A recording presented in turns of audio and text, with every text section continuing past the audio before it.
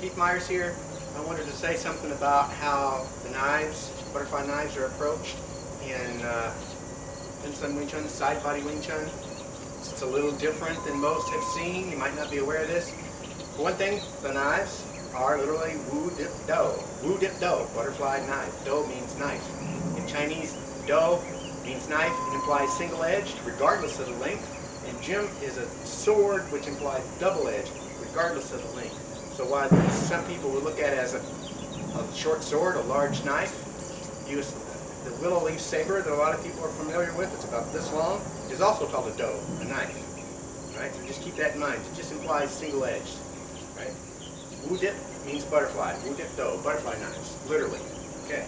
So in Side Body Wing Chun, we don't have the typical long sets that you see in Hitman Wing Chun, like Silam Tao, Chum Kyu, Buji. Instead, everything is organized into these short sets for Sansik. And each short set is 3 to 4 moves. It embodies a central concept. There are different variations. It can be done in different ways. Each set typically has an application with the knives, and each set has a way that it's performed on the dummy. And each set typically has a 2-man application that you learn in a 2-man drill and in Chi Sao. So you can see it's every time you have a single set, it's not just a drill, it's a deep dive into the techniques and concepts embodied in that set.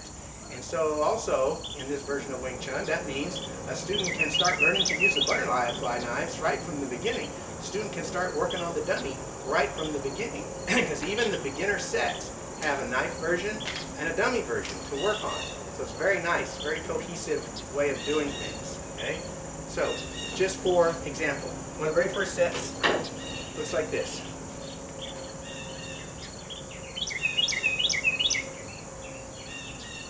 Its central idea is the Kun Sao. And I can rotate this way, or I can rotate this way. The central idea is the rotation, the Kun Sao. Now, you don't do a Hun Sao with the knives, obviously. I'm not going to try to go around something very often. So what this set is teaching the student then, when they pick it up and they do it with the knives, teaching them to do that basic snap with the knives, just like the other set is teaching them to do the basic punch. If you break that out. So, the equivalent of the punch is this snapping strike. And then, that turn with the wrist is just teaching to turn with the knives. So you learn to rotate the wrist. It's a good wrist exercise, and to generate that extra snap. Rotate inward, or the other version of the set, I can rotate outward.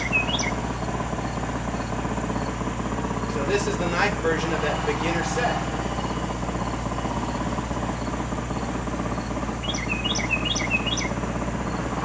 Then I can rotate inward.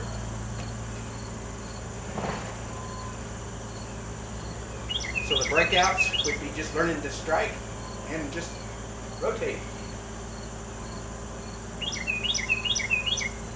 And by doing the knife version of the set, when the student comes back to the empty hand, it kind of has a more snap. It has a different feel to it. Another one of the basic sets looks like this. It's a strike, jet sao strike, strike, jet sao strike, strike, jet sao strike.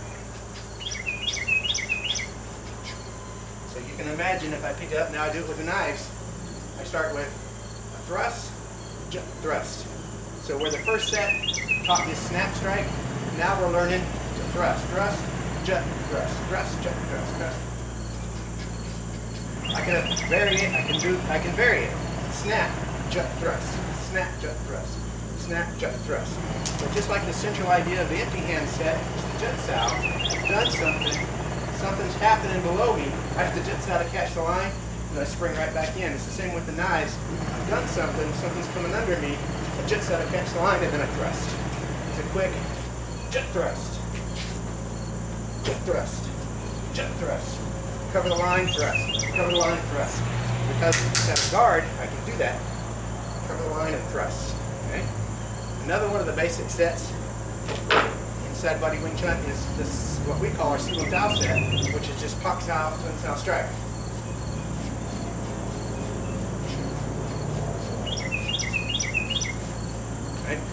Pop, tune, strike, obviously, I can pick up the knives, pop, tune, strike, strike, pop, tune, strike, strike, pop, strike. Pop with the flat, tun with the flat, strike right up the center. Pop, tune, strike. Pop, tune, strike. So the first two sets I learned to snap strike. I learned a simple thrust. Now I'm learning to do a parry with the flat of the blade and a parry with the rear part of the blade. You're going to pops out, tons out. Right? So just learning basics with the knife.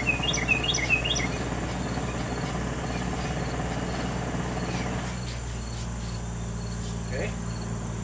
Then another set is called Dylan Tao, or big idea. It looks like this. Punch.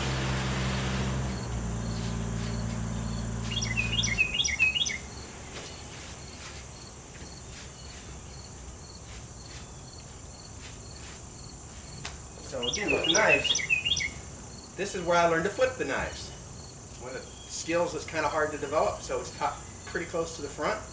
But I've done a thrust, and now because my arm is very extended, I can get a hold of the crook. I flip it, comes back down to this position, so I flipped it inward, and now I need to learn to put it back. So that big motion going backward, I flip it open, and then I'm striking upward from the hip. So I'm learning now to do more than just this. I'm learning to strike upward. And then I thrust, I flip it back, I cut. I thrust, I flip it back, I cut. Thrust, I flip it back, I cut. I thrust, flip it back, cut. Thrust, flip it back, cut. Thrust, flip it back, cut. Okay, and then just like there's various usefulnesses for this low gat bong and this deep tung tao, same way we learn with the knife, we start to learn how to apply this. This is a gross motion to teach the skill, but then the whole idea is, since this is a short strike, close body art, there will be times when I'm being pressed, I'm in close, I'm crowded, and so I just flip this over so I can cut. Right? There might be times when I'm here and I flip it out to catch a block. And the reason this is staying so close is because if I'm at close range, I'm not reaching out, I'm probably being crowded, I'm in tight. So I'm turning, boom, I'm slapping something down and then cutting straight up. So I'm like this close to the opponent, not way back here facing a guy with a long pole. Okay? That's why these flipping skills can come in handy. Especially if I'm doing something and there's pressure on this sword, I can use that pressure to help flip and cut as I'm coming back. Okay? So that's Dylan Tao, to start teaching that basic gross motor skill to flip that sword. Okay? Now there's another set called Lin Wen Fai Zhong, which means linked fast palms, which is it's like an advanced version of this Silam Tao set. Right? Pop, tune, strike. Pop, tune, strike. Now what if I use instead of one hand at a time, I use both hands. Pop, tune, strike. Pop, tune, strike, pop, tune, strike, instead of pop, tune, strike. So now I'm using both hands. Now, what if I alternate it quickly from side to side? Pop, tune, strike, pop, tune, strike, pop, tune, strike. So it starts to look like this. And this is fast palms, and they're linked because there's a pattern that flows to this pattern, linked fast palms. So, if I do that same thing with my knives, I've got pop, tune, strike as a basic phrase, right? So this is coming at me, pop, tune, strike. Pop, tune, strike, pop, tune, strike, pop, tune, strike, pop. Now if I put that together and let it all slide side to side, pop, tune, strike, pop, tune, strike, pop, tune, strike, pop, tune, strike, it starts to look like this.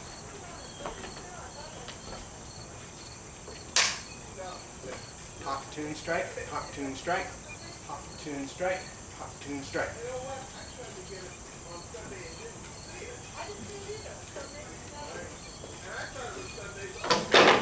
Pop, tune, strike, pop, tune, strike, pop, tune, strike, pop, tune, strike.